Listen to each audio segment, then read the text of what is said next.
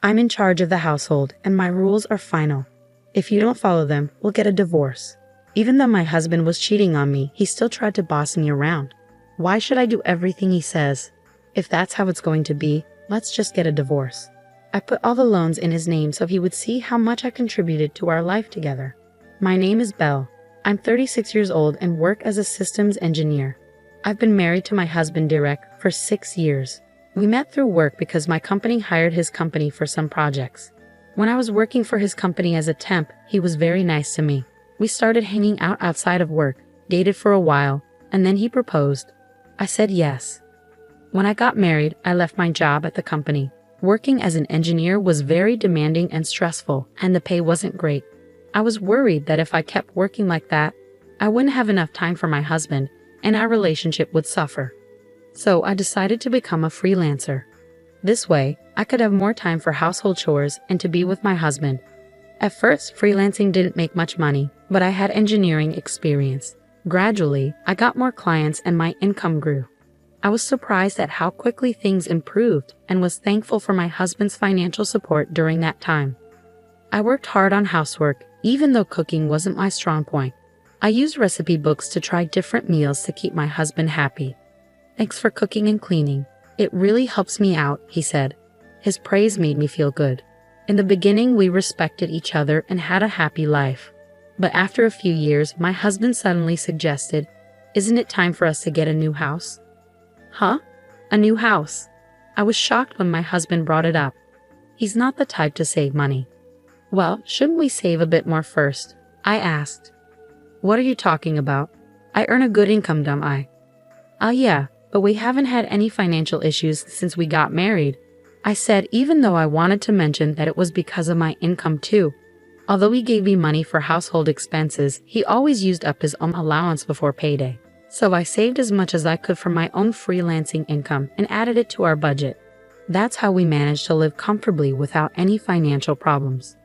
I was thankful for his income when we first got married, which is why I didn't tell him that my freelancing income had grown. I didn't want to hurt his feelings by revealing how much I was actually making. Even if I felt like we might have spent too much, our lifestyle hadn't changed. I realized my income had probably increased and wondered if my husband didn't fully understand his own finances. I was surprised by his excitement about building a new house, and I didn't know how to stop him. What kind of house are you thinking of? I asked, trying to find a way to build something affordable while considering his preferences. But he kept adding more and more features. If we want to include all of these, the house will be very expensive, I said. It's not a big deal. It's a once-in-a-lifetime purchase, and my income should cover it, right? He replied. I was puzzled about how he came to that conclusion. I regretted not telling him about my increased income and decided it was time to do so to help him understand. Derek, about the household expenses, I actually contribute a significant amount from my income too, I said. For some reason, he didn't believe me. Come on, don't be so slow about this. I'm not lying, I insisted. I wanted us to buy a more affordable house, but my husband didn't listen. He used his salary to take out a loan for a house that was stretching our budget. At first, I thought we were managing our money well, but over time, his spending got out of control. He started buying expensive clothes and watches and went out drinking every night with his colleagues. Even though he worked extra hours to cover these costs, his spending was hard to ignore. Despite all this, he was determined to build a house, and eventually he managed to do it. Wow, this is a really nice house, I said. A house is a clear sign of success, isn't it? He said. He was right. The new house is amazing. It's spacious, beautiful, and comfortable. My workroom is bigger now, so I can fit a large desk and work more comfortably. This has made me more productive, and I'm thankful for that. But I'm still anxious about our monthly mortgage payments. My husband doesn't seem to understand that we're paying off a long-term loan every month. The house is in his name, but he tends to overspend, so his account is often empty. Because of this, I have to transfer my income into his account just to cover the mortgage. I'm getting frustrated with him, so one day, I decided to talk about it. Don't you think you've been spending too much lately? I asked. I need you to think about things like the mortgage for the house, I said. My husband frowned and replied, What are you talking about? We've been living normally since we bought the house. If that's the case, then there's no problem. You're just stressing over small details. And isn't it because you manage your money poorly that you're short? That's not my issue. What? Wait a minute.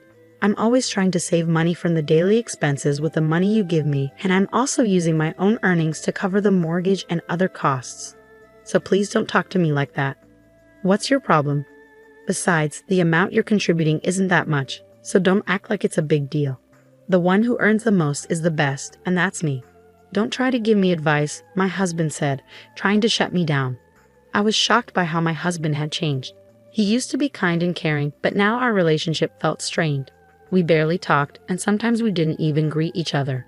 He worked overtime more than ever and came home late at night.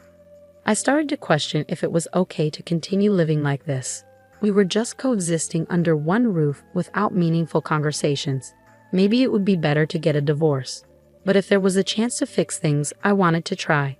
After thinking it over, I decided to take the first step and reach out to him. But my efforts were crushed when I saw him in town one day. I had gone out to buy a birthday gift for a friend. It was a weekday, so my husband should have been at work.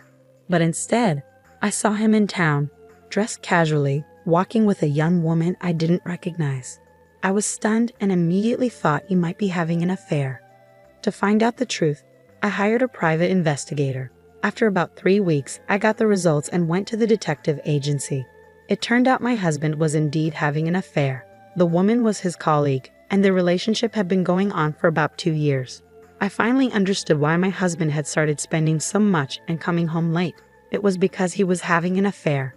I was furious, especially after all the verbal abuse he had directed at me. He was the one being unfaithful. I felt foolish for trying to protect his feelings and our marriage. I decided to stop doubting and take action right away. When I rushed home, my husband was sitting on the sofa watching sports. I stood in front of the TV and laid out the evidence of his affair in front of him. "Explain this," I demanded. At first he looked surprised, but his expression quickly changed. "Oh, that's Meg. She's my new wife." "New wife? What are you talking about?" "Well, now that you know, there's no point in hiding it. Unfortunately, you're no longer needed." "What are you saying?" "Frankly, I don't need you in my life anymore. But Meg doesn't want to do housework, so you can stay and take care of that for her." "What? Are you out of your mind? I would never do that." When I said that, my husband's face turned red with anger. "I'm the breadwinner here, so my rules are final. If he can't follow them, then it's divorce." Even though he was having an affair, he was still trying to control me. Why should I listen to him? "Fine, let's get a divorce." "Huh? You had an affair, so we can't stay married. Let's just get a divorce." He was surprised but soon agreed. "Okay, but don't come crying to me later. But you need to help me change the names on the utility bills and the car loans we just took out." I changed all the loans into my husband's name and got divorced. He probably thought it was over, but for me, it was just the beginning. You should realize how much I supported you. The day after the divorce was finalized, I was already settling into my new apartment. Then, I got a bunch of calls from my ex-husband. Since he hadn't paid me any compensation yet, I hadn't blocked his number. When I answered, he sounded flustered and said he needed to talk. I reluctantly agreed to meet him at a cafe, but he showed up with his mistress. "Well, you two seem to be getting along. What's this about? Why didn't you tell me?" I asked. He looked upset and said, "Every month, I'm getting hit with a huge amount for loans. Why are the food expenses, car loans, utilities, and everything else so high? What are you trying to do by leaving all that on me?" "I divorced you and moved out, so it's only fair. I don't have any other intentions," I replied. "Shut up. This is fraud. I'll sue you," he said. My ex-husband and his mistress glared at me, holding each other's arms. They both blamed me, but I couldn't accept their absurd accusations. "It's your fault for not understanding the situation. I showed you the documents, didn't I? The house loan was in your name, so it's only fair you pay it. I've been transferring the necessary money into your account. How could you, with your small income, cover all that?" As someone with a poor grasp of the situation, I explained calmly. I was working as a freelance engineer and making around $200,000 a year. "Is that true?" he asked, clearly shocked by how much I was earning compared to him. It didn't matter if he was surprised or not.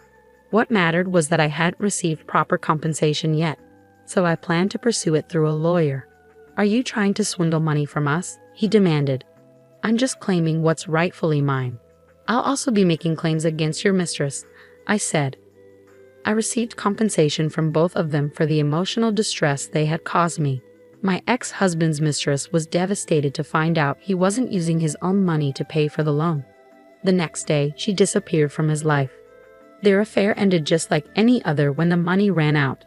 Now my ex-husband lives a lonely life, struggling to pay off his loan and make ends meet while commuting between work and home. He's facing the consequences he deserves, but he couldn't handle it and started spreading news about his affair at work. His mistress claimed he was abusing her, leading to a messy quarrel.